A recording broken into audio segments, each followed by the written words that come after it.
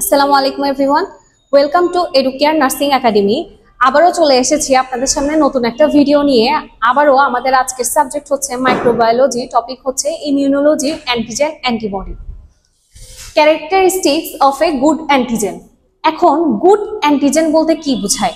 আমরা তো জানি অ্যান্টিজেন হচ্ছে জীবাণু বা হচ্ছে ফরেন সাবস্টেন্স, একটা শত্রু আমাদের বডির জন্য। এটা আবার গুড কিভাবে হয়? গুড এইভাবে হয় যদি আমরা বলি যে he is a good sleeper, অর্থাৎ কি বোঝাচ্ছে?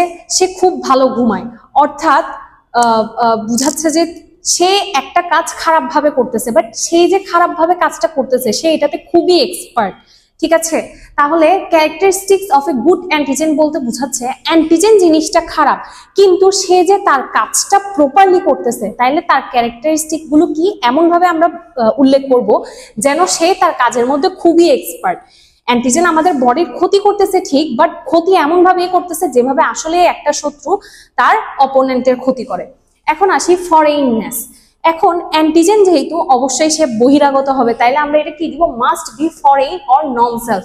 এটা ওর একটা চারিত্রিক বৈশিষ্ট্য বা হচ্ছে যে ক্যারেক্টারিস্টিক্স এর মধ্যে পড়বে। তাইলে must be foreign or non self, অর্থাৎ সেটা বহিরাগত হবে, অর্থাৎ নিজের না, অর্থাৎ non self. Accessibility, easily reaches to the immune system or antibodies.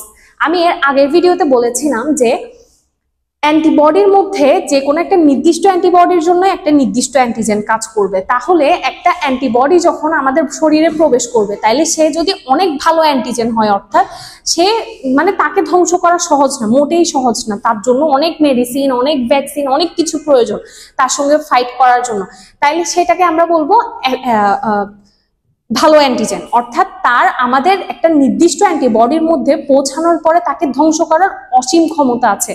Accessibility, অর্থাৎ তার অনেক ভালো একটা ক্ষমতা আছে। Easily reaches to the immune system or antibodies. Stability, stable মানে কি? আমরা কি বুঝাই? স্টেবল মানে বুঝাই সে কতটুকু সক্ষম থাকতে পারছে। স্টেবিলিটি অর্থাৎ shouldn't break down too quickly, অর্থাৎ তাকে নড়বড় করা বা তাকে ধ্বংস করা এত সোজা না। এই অ্যান্টিজেনটাকে শেষ করার জন্য আমাদের অ্যান্টিবডিকে অনেক স্ট্রং হতে হবে। Stability shouldn't break down too quickly, তাহলে আমরা স্টেবিলিটি মানে কি বুঝছি? যে অ্যান্টিজেনের স্টেবিলিটি এতই ভালো হবে যে তাকে শেষ করা মোটেই সহজ হবে না।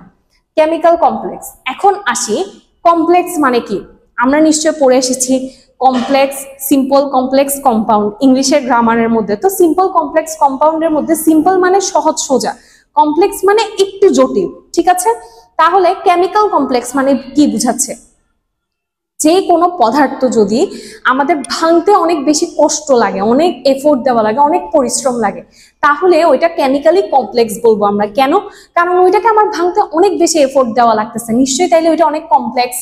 তার মানে বুঝাচ্ছে কেমিক্যালি কমপ্লেক্স মানে the more complex the better immune response. এখন যদি যে ফরেন সাবস্টেন্স বা যে অ্যান্টিজেনটা আমার বডির মধ্যে প্রবেশ করেছে ওইটাকে ভাঙার জন্য যদি আমার নর্মাল মেডিসিন দিয়ে কাজ না হয়, তাহলে আর ডাক্তার আমাকে কি প্রেসক্রাইব করবে?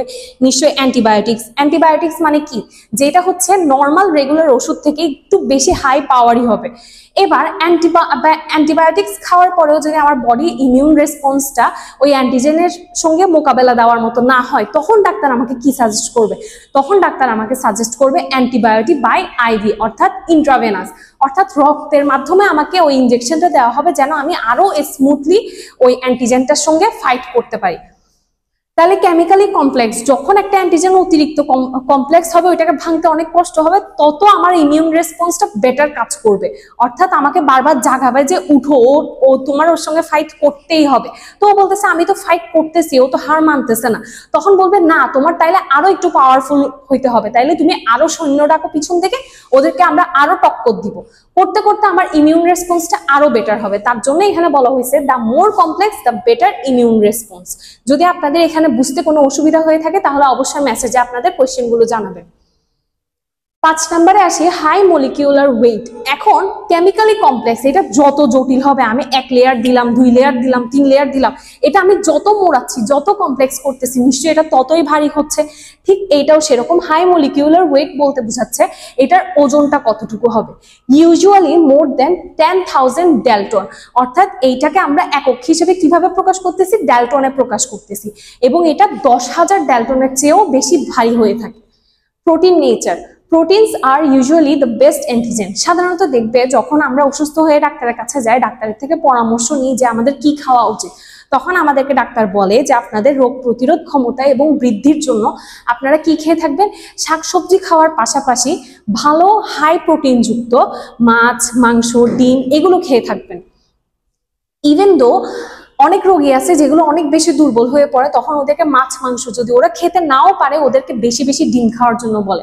মেডিকেলে দেখা যায় যে একটা রোগীকে দিনে 8টা থেকে 10টা ডিম পর্যন্ত খাওয়াই, কেন, যেন ওদের প্রোটিন লেভেল বেড়ে যায়, যেন ওদের বডিটা সুস্থ হয়ে যায়। কেমনে সুস্থ হবে, ওই যে অ্যান্টিজেনগুলো আমাদের বডির মধ্যে অ্যাটাক করছে, ওগুলোর জন্য আমাদের বেটার ইমিউন রেসপন্স দরকার। বেটার ইমিউন রেসপন্সটা কোত্থেকে আসবে, এই যে প্রোটিন থেকে আসবে।